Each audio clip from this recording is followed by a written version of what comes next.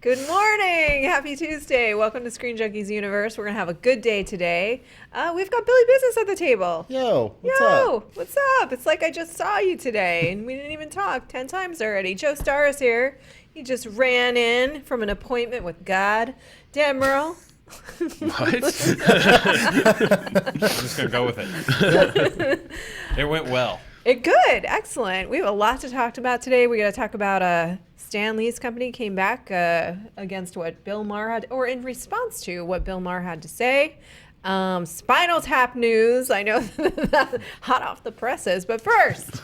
I love Spinal Tap. I love Spinal Tap I would so much rather talk about Spinal Tap than The Last Jedi we can talk any day of the week.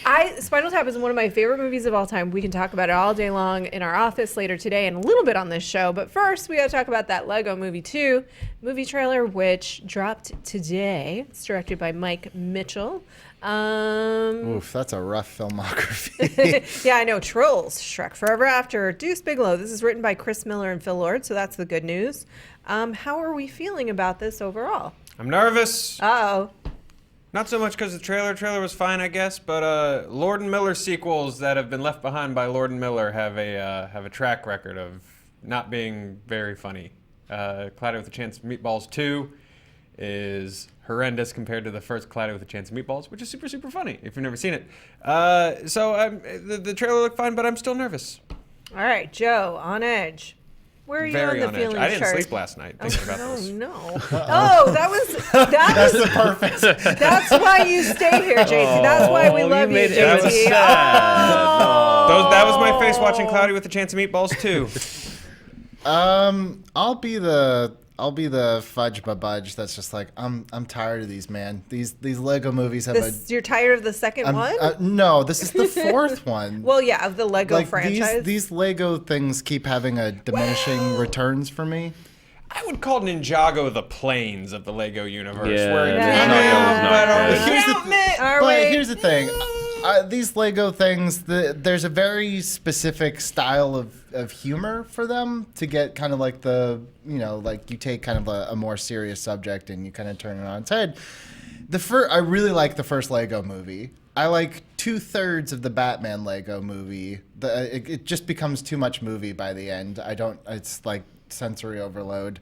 Ninjago, I like 0/3 of that movie. And then this trailer, I was like, I've been there. I've done this. You sounded a little Batman-y there. I've been there. I've done this. And I can't do it anymore. That's how Will Arnett's feeling at this point. How about you? Lone voice of enthusiasm? Yeah, I mean, I like the first Lego movie. Despite even after the trailer, I was like, that's not gonna work. And then it came out. And I was like, I really liked that. Yeah. And I was skeptical as to how they could do Lego Batman in his own movie, and I really like that movie. I'm with you. I didn't really like Lego Ninjago, but it happens. So right now, Lego Ninjago is the exception to the rule until proven otherwise. It's written by Lord and Miller. Yeah. They're funny. They're good at Did they produce it as well, Billy Business? Because they're good at producing from what? I'm sure they're at least executive producers. Yeah. Yeah. So I didn't know that they left this, so that was news to me. They didn't direct it. No. I will say. The guy that directed Deuce Bigalow is. Yeah. So I'm going to remain optimistic. Yeah, I remain optimistic too. I liked the Lego Batman movie. I think it was a storm of movie by the end, as you say. But I think it was commenting on Batman movies that become a storm of movie by the end of it. Lego movies are supposed to be like multi-layered commentary. I didn't see Lego Ninjago. Oh. Someone thought I was right. That's why I dinged.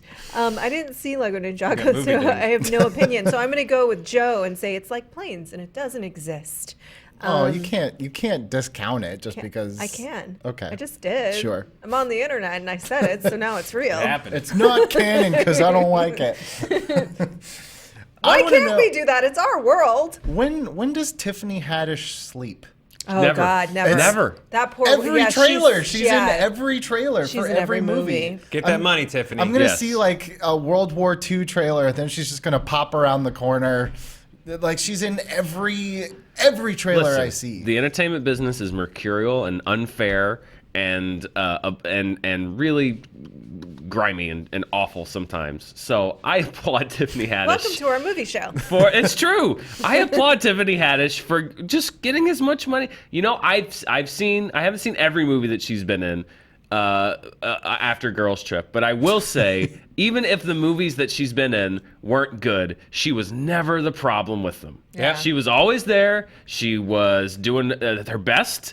Maybe the role wasn't there on the page, but she was damn sure trying to save it. So I applaud Tiffany Haddish. I like her. She shows up to do the work. I like her a lot. I would also I insert swear her. she's going to burn herself out. Like, people are going to start to turn on her just because she's in too many things. I'm not saying that's how I feel. I'm just saying, If now that you bring it up, though, there are a lot of like existing World War II movies that I would go back and insert Tiffany Yeah. Haddish in, and I would pay a full theater ticket to see her like added to Pearl Harbor. Yeah. And just commenting on Oh, scenes. hell yeah. That Yeah. would be the most amazing Yeah. movie I've ever seen. That's a whole new like riff tracks that I would like us to invent right Just her here, actually where we in just it. like put her in movies, but she's actually commenting on the movie at Batman the is same time. angry at this idea. No, you know what, Batman, you're wrong on this one, and we're right. No, How do I'm you? not. Yeah, no, Tiffany. I want us to do the math on this though. Do we think? Okay, so post big breakout role, everyone's, I think, management team is like, let's get you working as quickly as we can. Let's capitalize on this. Let's strike while the iron is hot. All of the things, right? Is it worse to be in one or two movies that are widely seen and not well received versus being in a slew of movies, maybe one a week, most of which aren't widely seen, and one or two will break out? I think that Taylor Kitsch would tell you Okay. that refer to Taylor the Kitsch. answer to that is that is a great case don't study. take the big sure things, because guess what? They might not be sure things, and you've given up 7 months of your life when you could have been doing 2 or 3 other movies in different roles. So I would pick the more roles, perhaps less exposure, unless you're super confident that it's like That's gonna work. Yeah. But you know who's rolled the dice so many times and it's come up favorable? Chris Pratt. They even make a sure joke has. about it in the trailer, Yeah. which that joke actually got me to laugh about, like, you're a star galaxy I don't get and you tame dinosaurs. I And then get he's it. all kuch kuch kuch. Right. I like Chris Pratt. I don't know who reps him, but they've picked like 3 big franchises for him. Well, and part of it, I mean, that's the thing is like, I feel like what we're talking about is, yeah, the representation of the management team and who is helping to select these roles is also to blame. But you're right, with Chris Pratt, he is continuously so lucky, right, Joe? Look, all I've ever wanted for my career was to just every now and then be in like Lake Placid 8. Okay. So I'm down for you do a movie once a week and it's awful, but who cares because you were in Lake Placid 8 and it was pretty fun. That's You're that's where saying I'm for at. if you were an actor? Yeah.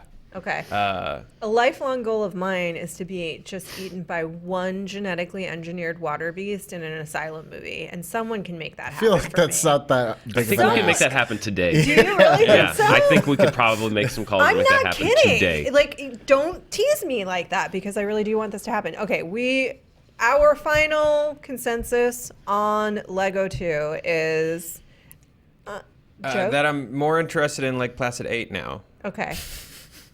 Billy, so are you? A little bah humbug, but let's not kid ourselves. I'll probably go see this. I'll probably think it's cute, but I do think the Lego formula is starting to wear down a little on me a bit.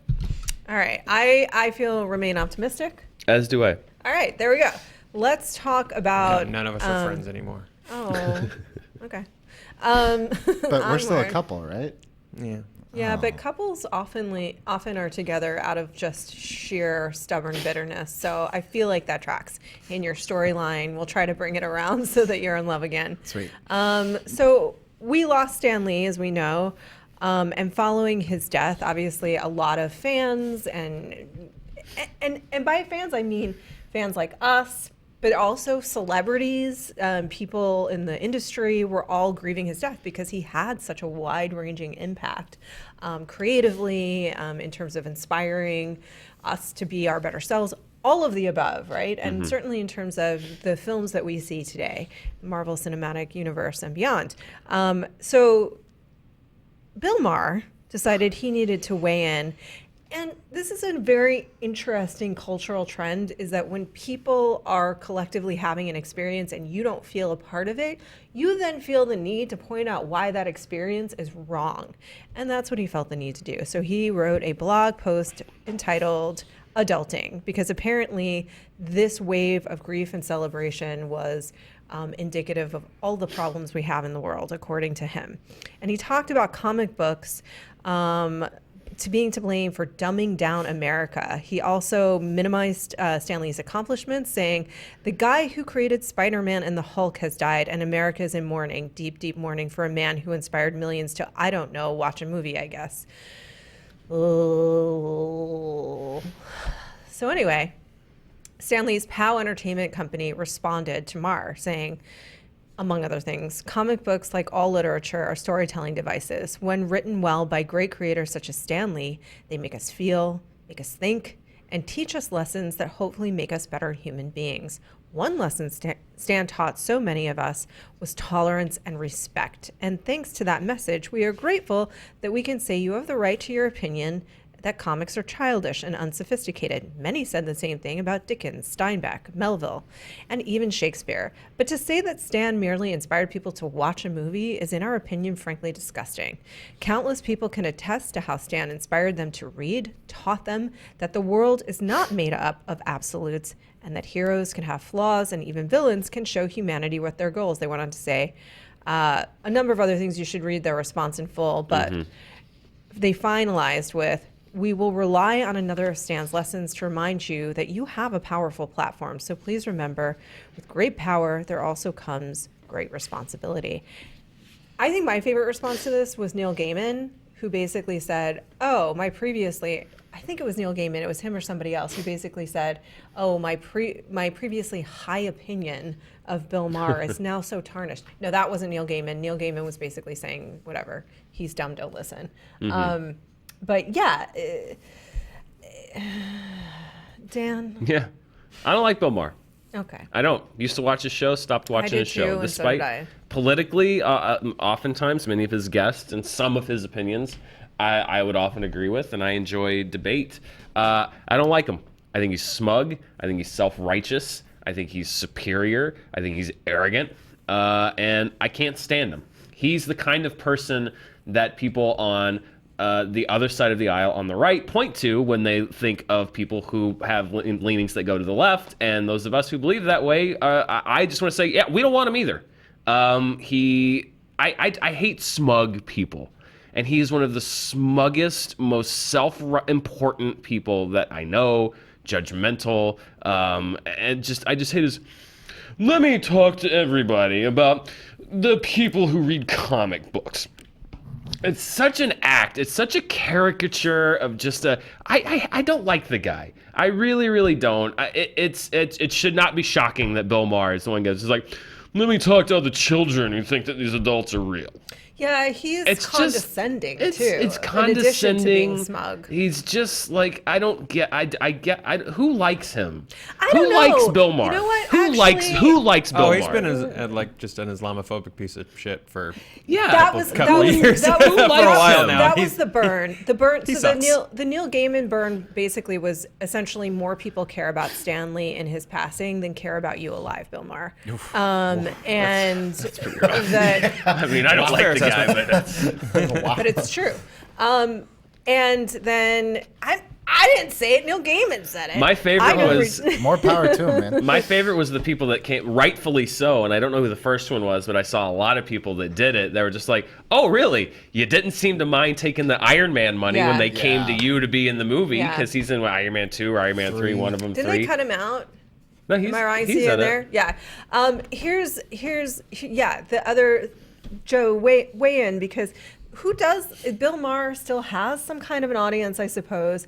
I think at a certain point he was trying to represent hearing both sides of an argument, but just really he is a libertarian. He's very conservative. He's not a liberal at all. He's a libertarian, which is a very different thing.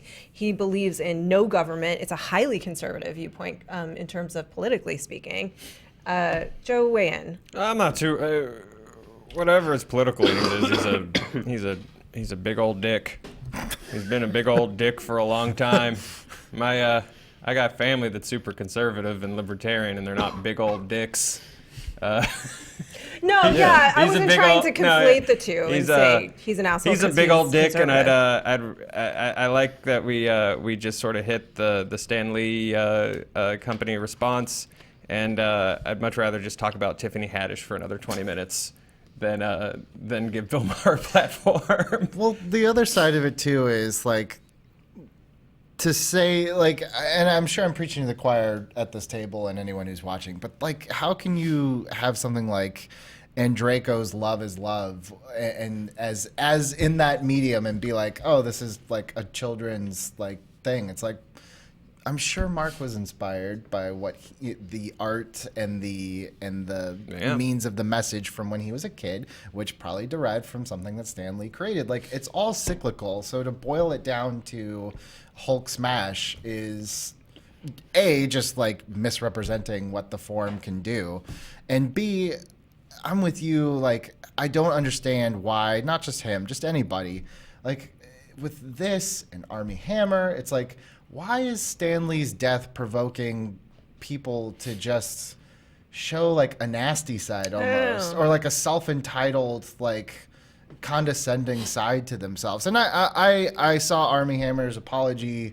That's good. I'm glad he said that. I hope he means it. But like, I don't understand this. I don't understand why like the sweetest man on the planet is also like yielding these like horrible fruits from it. Well, I can't speak to Good question. I can't speak to Armie Hammer. Here's what I can say about Bill Maher. We're sitting here talking about him, which is exactly what he wanted. Bill Maher he was an edgy comedian in the 90s who had a late night show on ABC. They got canceled over freedom of speech issues. He's been playing the martyr about that for 17 years now. That's his only thing that comes out of the bag. He's like, well, I died on the cross of free speech. Nobody gives a shit about Bill Maher. Half the people that watch his show hate watch it to just see how effing smug he can be. And so he decided to look down on the plebeians, and he wrote a blog post that he knew people would talk about because he's irrelevant, because nobody gives a shit what Bill Maher actually thinks. No one, nobody cares. No one cares. He hasn't been relevant since 1999. Congratulations. You got people to come on your ABC stupid late night show, and you've been on Mostly HBO Ann for Coulter. years. Mostly Ann Coulter. Congratulations. You trolled the nation. I look forward to talking to you in 5 years when you have a dumb take on someone else who died. Excelsior! Good. All right. Well done. We've wrapped that up. Sorry. And there's it's just Batman. like, yes. Even DC agrees with you, Dan. Even DC's coming in to show their support. Yeah, I think, well, a couple things. Just to clear up, and then we're going to move on from Bill Maher forever. I think, yeah, conflating, he had a political talk show, which is why the politics came into it, but that's irrelevant. What he said was jerky, period. But what bothers me the most about Bill Maher, no, I can't list them, but this is one of them, and I'll just say it for now, is that he came in, ostensibly speaking, to represent this voice of reason that sort of had points of view. Oh shit, it's Bill Maher. God damn it. No one cares. We're through, Bill. We've been through for years. I would never have. He ostensibly came in to represent sort of something that I actually think is needed, which is a voice of reason that's open to different points of view, that's amenable to listening to different points of view, that doesn't sort of just ride one spectrum and only stay in that lane. That said, he ended up doing the exact opposite. He was one of the harbingers of complete disarray in terms of discourse, because he pointedly, and for purposes of ratings, by the way, you fell on the cross of ratings, he pointedly got people with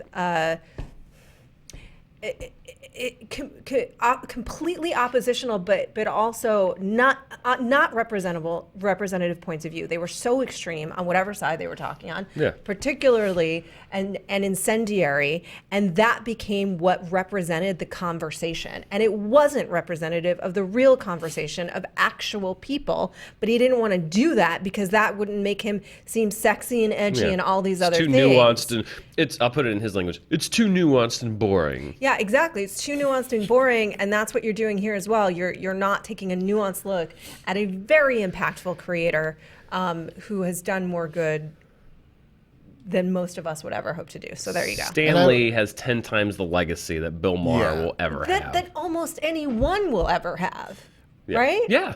But I would say if someone read Bill Maher's thing or any of this and kind of like takes it personally or feels hurt by it or bullied, just remember there's kind of this long history. Like, we've all at some point been bullied that the things we loved were stupid. I had Spock86 at StarTrekMail.com as my email address in junior high. Wow. Yep.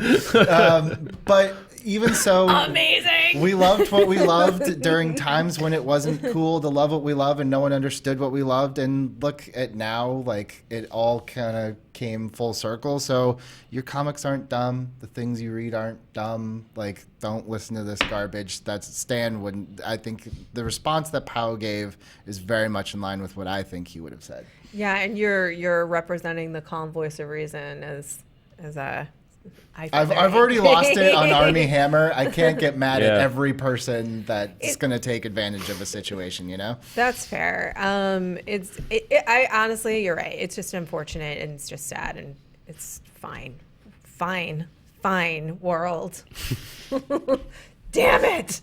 You win Tuesday. You win Tuesday. Let's move on to something that's going to make me so happy. So the other day we talked about quoting movies, right? And movies that we quote the most often. And I can't believe I missed one of the movies that I probably do quote the most often. And then I think later that day I quoted it to Dan.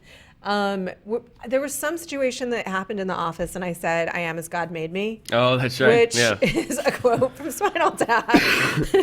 And I love this movie. What did you do? Who knows? Probably something dumb, but I am as God made me. So there you go.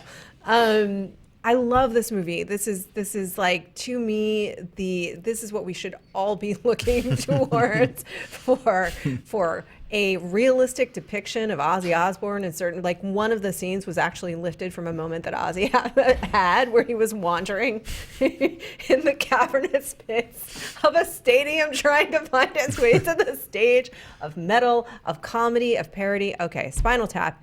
And for the 35th anniversary screening at the Tribeca Film Festival, Christopher Guest, Michael Keaton, and Harry Shearer, we're going to turn it up to 11 and have a concert. Not necessarily in character, but that's okay. You have to imagine they're going to do Big Bottom. They would have to. Yeah. Stonehenge is going to come out. It's going to be very small. You know, when I was a kid, I didn't like. This is what, late 80s, early 90s. Like, concert films were kind of more popular back then. I just thought this was like another. I had no idea watching this as a child that this was a comedy. It was all face value. I thought it was just another, like, I don't know. Like, I like to think about this famous metal band. Yeah, I thought they were a real band. I had no idea until much later in life. But the thing is, Smell the Glove easily could have been an album title at that time. Easily. Like, it easily could have been. There's Big Bottom could be a song. I mean, Eventually it was. yeah. Yeah, like, It is funny how, like, some of these, like, bands, like, or sometimes you hear this too with, like, joke songs where you're like, I actually kind of like the song though. You know, like, you'll hear like a meme song or something. You're like, it's a pretty funny song. That was Zendaya as Michi for me. I love that song. It's a great song. There was one from Popstar that I think it's the first one. Like, I was like, I actually kind of like the song though. Yeah, like, it's actually kind of grooves. Dan, you said you wanted to talk about Spinal Tap all day. Let's start talking about it. I mean, it's weird because I kind of wish that because I was very, very young when Spinal Tap came out. So I kind of knew, like, I knew Michael McKean from Saturday Night Live already. And I knew Harry Shearer from different movies. Christopher Guest, I didn't really know that much, I guess. From Princess Bride, a couple other movies, yeah. So I never really knew. I think a lot of people got to know them as those characters. And so Spinal Tap never had that reality, I think, that it had for Billy. But it's just such a great.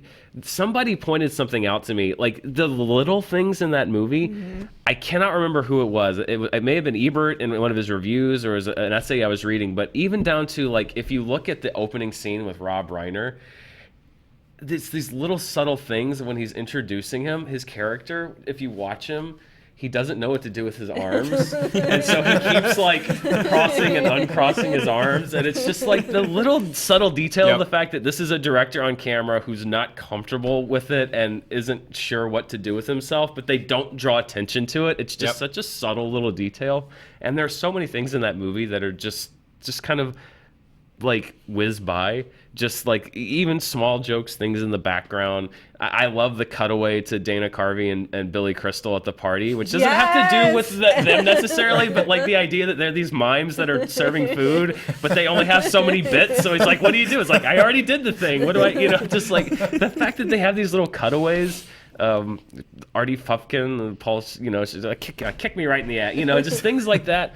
I love it so much, and the realism on that thing, it's really underrated, I think. Yeah. I know it sounds stupid to say that it's underrated, but I think I think there are elements of it that are underrated. Yeah. I know a lot of people watch it now and they're like, it's really dry. It's really, really dry. And if, you grew up with more like Pop Star, which is crazy, or Walk Hard, which is like much more towards say like an Airplane or something like that, spoof level. Like, yeah, I get it. Like it's dry, but I think, like you're saying, Dan, it's the brilliance is how real they play the whole thing, and just those little moments they decide to just give you like a little bit extra, not call attention to it, but it's there, like just those little like extra like flicks of paint they throw on the canvas that really just make that movie brilliant. Yeah. But I think we're all sort of saying the same thing, which is that some of this was founded so closely to reality or in reality, in terms of the depiction of some of the shenanigans that would happen around a metal band, that it's just to the left. Like, it really is, like, it's just till 11 for no good reason. Yeah. And that's what makes it hilarious, because it's so close to the real thing, that Billy thought that it could have been Ozzy. I was going to say, in a world where a man bites a head off of a bat, this maybe is, not. Kind of like, I just took it for face value. No. Granted, I was a young buck at the time. And also Kiss was like your favorite. Sorry, forgive me. Hold on, they're not gone yet. Is your favorite band of all time? So I can understand that even more, but they were riffing on real things. Oh yeah, for sure. And I've gone back and watched this like now with the context. It's almost like the Batman '66, where like when you're a kid, you take everything. It's like that's just a cool Batman show, everything at face value. You don't realize like there's comedic elements. This was just like, okay, this is like my mom just really likes this band and watches their concert movie a lot. Didn't realize it was supposed to be for laughs. Did you laugh? No. Did she laugh? Yes, but I get. But probably like that's the thing too. It's like I watched that Batman '60 show with my parents. I have to assume that they were probably laughing, but I just you're when you're a kid, even if you don't understand what's happening, you're just still kind of transfixed on something. Yeah. It's like cool. How many of you haven't seen Spinal Tap, and how much good stuff is ahead of you if you haven't? Oh wow, yeah. It works even as a documentary. It works, like if you take the jokes out of it, like as a story that tracks from beginning to end, it works. Like the gradual decline. Every venue is worse than the last one, and it's actually kind of a tragic story of these like two childhood friends that just you see the distance growing between them, and it works on a lot of different levels. That's why I think. After that one, because I really like all the guest films, except for the mascot thing they put out. That was sad to watch. And in the films after this, they take these real situations, but then they also insert sort of funny characters into them. Yeah. Like Best in Show isn't just a dry look at dog competitions. It probably could have been. They probably could have done just as dry a movie as Spinal Tap, but they put, sort of wackier, sort of bigger, broader characters in it. It's a bit more of a broader comedy, same with Waiting for Guffman. What is really cool and challenging a little bit if you have a very certain idea in your head of what you need from comedy and what comedy's supposed to be, because Spinal Tap is literally just putting up a mirror to the metal scene at the time and just playing it back for you and just pointing at it and being like, this is insane. And, again, not a lot of big, broad, silly, crazy things. It's literally just like, this is a thing we saw and we just basically reshot it and showed it to you. Which is why I kind of like A Mighty Wind. It sort of comes back around, and A Mighty Wind doesn't have a whole lot of crazy characters, or at least it balances it a little better. Because as soon as I said that out loud, I suddenly remembered the hard cut to them being witches. But it does more of a balance, which is why I think I sort of rank that one along with Spinal Tap. Yeah, I could see that. There's That's your a- favorite, right? Mighty Wind, yeah, I love that movie. There's a home video that Kiss put out when they were not wearing their makeup, and it's like Crazy Nights or something, I can't remember. If you watch it, could easily just be Spinal Tap. Just Spinal Tap. But it's not for laughs. It's like hanging out at our mansion with beach babes and like everything, but it's not for laughs. But I implore you to seek it out because it is like painfully, embarrassingly bad. You can also just watch the Osbournes a little bit too. Little bit. It's a little bit, not as much, but if you have not smelled the glove, we encourage you to do so for the 35th anniversary of this classic film that I hope it's not underrated. I hope it's rated properly as one of the greatest comedies of all time. Thank you very much. But I don't know. Maybe it's not. I shouldn't have said it was underrated. I can hear the comments. It's not. I don't think the film is underrated. I think can that always hear the there are comments when we talk. I can too. They hear haunt that? me in my dreams. comments. I was just sitting here thinking, like, did I get Paul Schaefer's character name wrong? I know I did. That's all it's going to be. It's just a constant running thing. Me too. I That's shouldn't say unhealthy for us. the film is underrated. I should say I think there are elements of the film that are underrated. I do think when I think of like my favorite comedies, like I'll just forget, and someone will be like, "What about Spinal Tap?" I'm like, "Oh yeah, of course you have to add Spinal Tap." That's the one that's like, well, obviously dummy, but it's not the first one that maybe pops into my mind, but it definitely deserves to. Yeah. Yeah, sorry to talk over there, Dan. I just, it's so funny because like, Dan. Sheriff Dan. Hey there, Sheriff. But let's just have a behind the curtains moment. It is a strange part of our reality that throughout this show, there's like a whole running stream of what comments are going to say to every moment. And I don't know that that's healthy for us. Yeah. I think we should examine that as we just go on back to Stonehenge. And Most of them are literally left by me on burner accounts. Knew it. They were way too obsessed with Stan Bush for that to have been the internet in wasn't general. normal. Looks like Dan doesn't have the touch. It's like, this is clearly Joe. And yet there are people that I think do have burner accounts. I swear there are. Oh yeah. Oh, good.